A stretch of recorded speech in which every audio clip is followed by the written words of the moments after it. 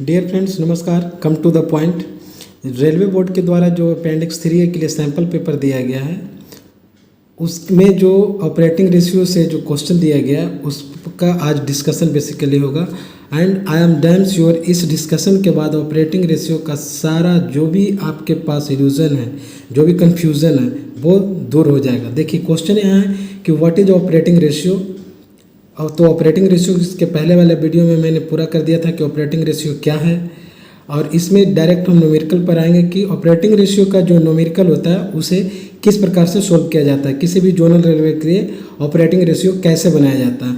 यहाँ पर देखिए, जो एक क्वेश्चन, इस क्वेश्चन में थोड़ा सा करेक्शन की ज़रूरत है, और करेक्शन यहाँ होगा कि appropriation to DRF and appropriation to DRF, इस दो जगह ये मेंशन हो गया है।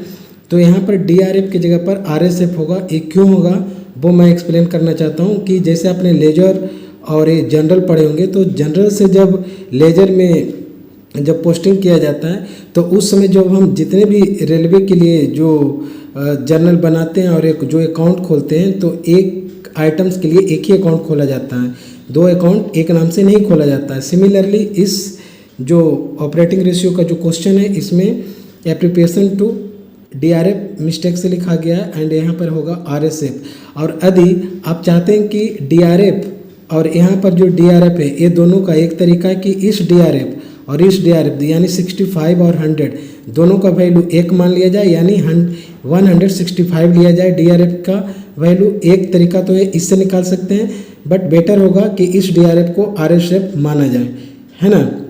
तो चलिए अब सबसे पहले देखते हैं कि ऑपरेटिंग रेशियो का जो न्यूमेरिकल होता है, किस प्रकार से ऑपरेटिंग रेशियो हम लोग निकालते हैं, किस प्रकार से ऑपरेटिंग रेशियो निकालना चाहिए। तो सबसे पहले आपको फॉर्मेट दिखाते हैं कि कैसे फॉर्मेट तैयार करना चाहिए। देखिए, ये जो पूरा फॉर्मेट है आपके सामने, इसको बिल्कुल केयरफुल्ली देखिए कि किस प्रकार से इसमें फॉर्मेट बनाया गया है। यहाँ पर एक 1 2 3 4 4 कॉलम तैयार किए गए हैं। पहला कॉलम में बैलेंस शीट की तरफ पार्टिकुलर्स लिखते हैं एंड दूसरा में अमाउंट लिखते हैं, फिर पार्टिकुलर्स लिखते हैं और अमाउंट लिखते हैं। देखिए, और इस कॉलम के ऊपर में जैसे बैलेंस शीट में DR और इधर CR लिखते हैं, उसी प्रकार से यहाँ लिखेंगे अर्निंग और रिसिप्ट, और इस साइड में पार्टिकुलर्स के ऊपर लिखेंगे एक्सपेंसेज। राइट साइड में लिखेंगे all figures in crores, because आपका क्वेश्चन देखिए यहाँ पर दिया हुआ है कि amounts in crores of rupees, यानी जितने भी यहाँ पर जो अमाउंट दिया हुआ है वो आपको करोड़ में दिया हुआ है। तो यहाँ पर हम मेंशन कर देंगे ऑल फिगर्स इन करोड़। बस वीडियो में आप स्टार्ट टू एंड बने रहिए। आपका ऑपरेटिंग रेशियो से जितना भी जिस तरह का भी प्रॉब्लम है, जिस तरह का भी कन्फ्यूजन है, वो दूर हो जाएगा। पार्टिकुलर्स में सबसे पहले हम मेंशन करेंगे कोचिंग अर्निंग लिख देंगे, जो कि लेस रिफंड्स होगा, फिर गुड्स अर्निंग लेस रिफंड्स, उसके बाद traffic earning less refunds, then sundry other earning less refunds, जो ग्रॉस अर्निंग लिखते हैं उसके बाद। क्योंकि ग्रॉस अर्निंग में आप पढ़े होंगे कि XYZ जो अर्निंग का सोर्स है, 3 XYZ तीनों का लिखते हैं, तो हमने यहाँ पर मेंशन कर दिया। यदि किसी किसी ऑपरेटिंग रेशियो का जो न्यूमेरिकल होता है उसमें क्या होता है कि कोचिंग अर्निंग का वैल्यू दे दिया जाता है। वैसे कंडीशन में आप क्या कीजिएगा, तो उसका भी जो फॉर्मेट है वो इसमें दे दिया गया है कि कोचिंग अर्निंग यहाँ लिखेंगे, फिर गुड्स अर्निंग लिखेंगे, traffic earning less refunds, sundry other earnings less refunds, फिर ग्रॉस अर्निंग लिखेंगे, देन सस्पेंस अर्निंग लिखेंगे, देन ग्रॉस रिसिप्ट लिखेंगे, देन मिसलेनियस रिसिप्ट, और लास्ट में लिखेंगे टोटल रेवेन्यू रिसिप्ट्स। अमाउंट में जो वैल्यू हमारा न्यूमेरिकल में यानी इस क्वेश्चन में दिया हुआ है उसको यहाँ पर हम पुट करेंगे, और जो नहीं दिया हुआ उसको हम फाइंड करेंगे। ओके, राइट साइड में पार्टिकुलर्स के ऊपर अर्निंग लिखेंगे, और सबसे पहले लिखेंगे OW यानी ordinary working expenses, then appropriation to DRF, फिर उसके बाद appropriation to pension fund, gross working expenses, फिर उसके बाद suspense expenses, gross expenditure, miscellaneous expenditure and total revenue expenditure. ये जो फॉर्मेट है, आपको सबसे पहले ये फॉर्मेट को प्रिपेयर कर लेना है बिल्कुल इसी सीक्वेंस में, एंड देन जो एज पर योर क्वेश्चंस यहाँ पर उसका न्यूमेरिकल वैल्यू जो गिवन है उसका वैल्यू पुट करेंगे। ठीक है, तो चलिए सबसे पहले क्वेश्चन देखते हैं कि यहाँ पर जो हमारा है ग्रॉस रिसिप्ट का वैल्यू 1400 दिया हुआ है। तो क्वेश्चन में हम ग्रॉस रिसिप्ट देखिए, यहाँ पर ग्रॉस रिसिप्ट है, मैंने इसके सामने 1400 लिख दिया। देन आपका सस्पेंस अर्निंग है 150, तो मैंने इस सस्पेंस अर्निंग के कॉलम में 150 लिख दिया। और उसके बाद ग्रॉस रिसिप्ट, अब ग्रॉस रिसिप्ट तो हम लोग लिख चुके हैं, ग्रॉस रिसिप्ट जो है 1400 और सस्पेंस अर्निंग 150। अब हम यहाँ से ग्रॉस अर्निंग निकालेंगे क्योंकि आपका क्वेश्चन में ग्रॉस अर्निंग का वैल्यू नहीं दिया हुआ है। तो ग्रॉस अर्निंग निकालने के लिए करते क्या है, बिल्कुल यहाँ पर देखिए, ग्रॉस अर्निंग निकालने के लिए एक फार्मूला होता है ग्रॉस रिसिप्ट माइनस सस्पेंस, जो कि अर्निंग का है। यानी ग्रॉस रिसिप्ट में से सस्पेंस अर्निंग को माइनस कर देंगे तो आपका ग्रॉस अर्निंग निकल जाएगा। तो ग्रॉस रिसिप्ट का वैल्यू 1400 है और सस्पेंस जो अर्निंग का है उसका वैल्यू 150 है। इसको माइनस करेंगे तो 1250 आ गया, यानी ग्रॉस अर्निंग का वैल्यू हमारा 1250 आ गया। तो हम यहाँ पर ग्रॉस अर्निंग के कॉलम में 1250 लिख दिए। अब यहाँ देखिए 1250 मेरा ग्रॉस अर्निंग हो गया, सस्पेंस अर्निंग हो गया, ग्रॉस रिसिप्ट हो गया। मिसलेनियस रिसिप्ट का आपका वैल्यू यहाँ पर देखिए दिया हुआ है कितना, मिसलेनियस रिसिप्ट यहाँ 50। तो हमने यहाँ पर मिसलेनियस रिसिप्ट के कॉलम में 50 लिख दिया। अब हम टोटल रेवेन्यू एक्सपेंडिचर निकालेंगे। तो टोटल रेवेन्यू एक्सपेंडिचर निकालने का जो फॉर्मूला होता है, टोटल रेवेन्यू रिसिप्ट कैसे निकालते हैं, तो gross receipt plus miscellaneous receipt कर देते हैं। तो ग्रॉस रिसिप्ट का वैल्यू मुझे पता है 1400 और मिसलेनियस रिसिप्ट 50, तो 1400 और 50 हो गया 1450। यहाँ पर से देखिए ग्रॉस रिसिप्ट का वैल्यू 1400 और मिसलेनियस रिसिप्ट का वैल्यू 50। तो ये दोनों को जब हम ऐड कर देते हैं तो ये वैल्यू आ जाता है 1450। ठीक है, चलिए लेफ्ट साइड का कॉलम मैंने रेडी कर लिया। अब राइट साइड में आते हैं एक्सपेंसेस साइड में। तो यहाँ पर ऑर्डिनरी वर्किंग एक्सपेंसेस का वैल्यू आपका क्वेश्चन में नहीं दिया हुआ है, यानी ऑर्डिनरी वर्किंग एक्सपेंसेस का वैल्यू नहीं दिया हुआ है। तो ऑर्डिनरी वर्किंग एक्सपेंसेस निकाला कैसे जाता है, तो यहाँ पर देखिए क्वेश्चन में आपका एक्सपेंडिचर जो है वो एक्चुअल बेसिस दिया हुआ है। ठीक है, तो जो ऑर्डिनरी वर्किंग एक्सपेंसेस निकालते हैं उसका फार्मूला होता है कि एक्सपेंडिचर जो एक्चुअल बेसिस में दिया हुआ है उससे सस्पेंस जो कि एक्सपेंसेज का है उसको माइनस कर देना है, तो आपका ऑर्डिनरी वर्किंग एक्सपेंसेज निकल जाएगा। यानी एक्सपेंडिचर जो है, एक्सपेंडिचर एक्चुअल बेसिस है 800 और उसका जो सस्पेंस एक्सपेंसेज का वैल्यू है माइनस कितना 50। ठीक है, तो इसमें माइनस करना है। तो यहाँ पर देखिए माइनस क्या हो जाएगा प्लस, तो 850 यानी हो गया 850। तो हमने यहाँ पर gross working ordinary working expenses में 150 रख दिया। ठीक है, अब देखिए एप्रोप्रिएशन टू डीआरएफ का वैल्यू यहाँ पर दिया है 65 और एप्रोप्रिएशन टू पेंशन फंड का वैल्यू दिया हुआ है 85। हमने यहाँ पर एप्रोप्रिएशन टू डीआरएफ के कॉलम में 65 पुट किया और एप्रोप्रिएशन टू पेंशन फंड के कॉलम में 85 पुट किया। अब हमें निकालना है ग्रॉस वर्किंग एक्सपेंसेज। तो ग्रॉस वर्किंग एक्सपेंसेज का एक फार्मूला होता है, ग्रॉस वर्किंग एक्सपेंसेज का मतलब होता है OWE, यानी ordinary working expenses plus DRF plus PF।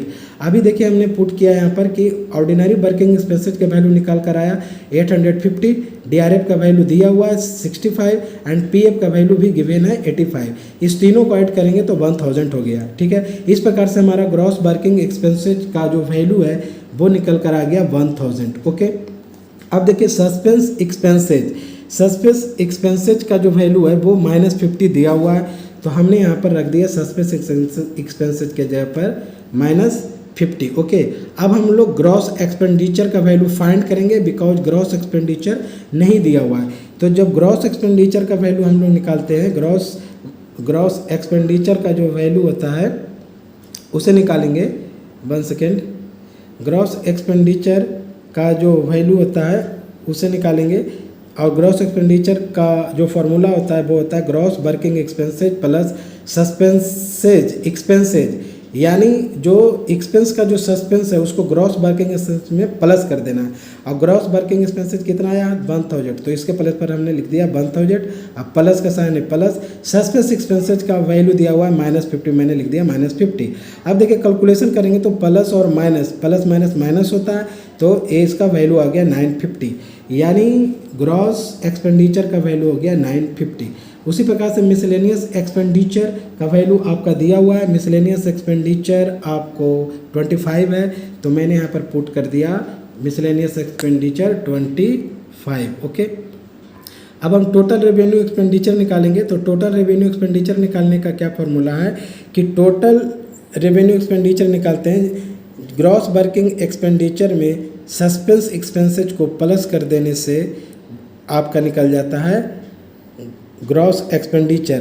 ठीक है। तो ग्रॉस एक्सपेंडिचर तो हम लोग निकाल लिए, हमें निकालना है टोटल रेवेन्यू एक्सपेंडिचर।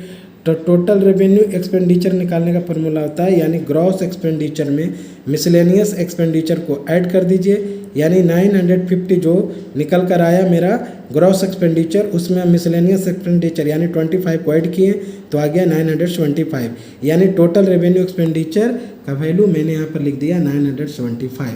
अब मेरा लेफ्ट साइड का कॉलम और राइट साइड का कॉलम यानी एक्सपेंस और अर्निंग दोनों का कॉलम रेडी है। अब हम लोग इस बेस्ड पर ऑपरेटिंग रेशियो निकालेंगे। माय डियर फ्रेंड्स, यदि आप इस प्रोसेस को फॉलो करें तो किसी भी प्रकार का ऑपरेटिंग रेशियो रहेगा आप सोल्व कर पाइएगा, उसको ऑपरेटिंग रेशियो आप निकाल पाइएगा इजीली। तो देखिए ऑपरेटिंग रेशियो का फॉर्मूला हम लोग सभी जानते हैं कि GWE/TWE यानी ग्रॉस वर्किंग एक्सपेंडिचर बाई या टोटल वर्किंग एक्सपेंडिचर कह लीजिए by gross earning multiply by 100। Okay, तो हमने पुट कर दिया ग्रॉस वर्किंग एक्सपेंडिचर का वैल्यू कितना आ गया, ग्रॉस वर्किंग एक्सपेंडिचर का वैल्यू 1000 आ गया है ना। यहाँ पर देखिए ग्रॉस वर्किंग एक्सपेंडिचर का वैल्यू 1000 है, तो मैं इस 1000 को यहाँ पर पुट कर दिया। और ग्रॉस अर्निंग का वैल्यू है ग्रॉस अर्निंग 1250, तो मैंने लिख दिया 1250 मल्टीप्लाई बाई 100, इसका कैलकुलेशन किया तो आ गया 80%। तो आपका ऑपरेटिंग रेशियो कितना निकल कर आ गया, ऑपरेटिंग रेशियो निकल कर आ गया 80%। ओके, अब हम लोग निकालेंगे नेट रिसिप्ट। तो नेट रिसिप्ट निकालने का जो फार्मूला होता है कि टोटल रेवेन्यू एक्सपेंडिचर में टोटल रेवेन्यू रिसिप्ट में से टोटल रेवेन्यू एक्सपेंडिचर को माइनस कर देने से आपको नेट रिसिप्ट निकल जाता है, यानी टोटल रेवेन्यू रिसिप्ट कितना था, टोटल रेवेन्यू रिसिप्ट यहाँ देखिए 1450 और जो टोटल रेवेन्यू एक्सपेंडिचर आया वो 975, तो ये दोनों को माइनस कर दिया तो 475 हो गया। ठीक है, ये नेट रिसिप्ट निकल गया। अब हम लोग निकालेंगे सरप्लस और शॉर्टफॉल। चूँकि इसमें जो डिविडेंड्स पेवेबल का वैल्यू नहीं दिया हुआ है तो नहीं निकालेंगे, लेकिन शॉर्टफॉल और सरप्लस कैसे निकालते हैं मैं उसको भी बता देता हूँ कि सरप्लस या शॉर्टफॉल निकालने के लिए नेट रिसिप्ट का वैल्यू आया जो, उसमें से हम डिविडेंड पेवेबल का वैल्यू माइनस कर देंगे तो आपका शॉर्टफॉल निकल जाएगा। ठीक है, अब यहाँ पर एक इम्पॉर्टेंट इंस्ट्रक्शन है जो कि आपको जानना जरूरी है, नोट। यानी देखिए एप्रोप्रिएशन टू डेवलपमेंट फंड, यानी appropriation to development fund, railway safety fund यानी RSF, कैपिटल फंड, यदि ये सब चीज़ में से कोई भी आपका क्वेश्चन में दिया हुआ रहे तो इसे ऑपरेटिंग रेशियो में ऐड नहीं करना है। कौन, एक बार फिर से मैं रिमाइंड करा देता हूँ, DF यानी डेवलपमेंट फंड, RSF यानी रेलवे सेफ्टी फंड और कैपिटल फंड, ये सब को छोड़ देना है। ठीक है, तो I hope my dear friends आज आपका जो ऑपरेटिंग रेशियो से जो कन्फ्यूज़न था आई थिंक दूर हो गया होगा। आप चाहें तो इस फॉर्मेट को स्क्रीनशॉट ले सकते हैं और आई होप कि आपको ऑपरेटिंग रेशियो समझ में आया होगा। तो डियर फ्रेंड्स लिंक मिलते हैं ऐसे ही इन्फॉर्मेटिव वीडियो के साथ नेक्स्ट वीडियो में। Till then bye bye, see you, love you all.